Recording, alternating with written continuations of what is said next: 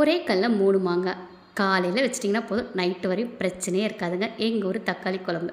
இப்போ ஒரு கடாயின்னு வச்சுக்கோங்க. 3 ஸ்பூன் கடலெண்ணெய் ஊற்றிக்கலாம். பட்டை, கிராம்பு, சோம்பு, 10 பல் பூண்டு போட்டு சின்ன வெங்காயம் 1/4 கிலோ எடுத்திருக்கேன். அதை நல்லா தோல் சிறுக வரையும் வதக்கிக்கலாம்.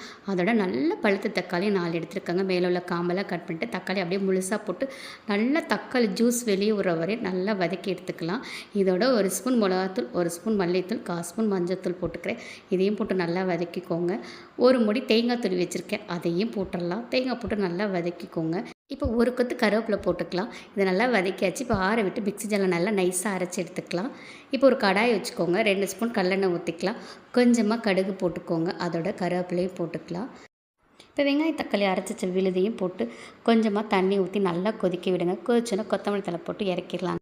ஏனுங்கம்மணி, எங்கள் ஊர் தக்காளி குழம்பு ரெடி. சுட சுட சாதம், இட்லி, தோசையில் வச்சு சாப்பிட்டு பாருங்களேன். இதோட டேஸ்ட் அம்புட்டு ருசியாக இருக்குங்க.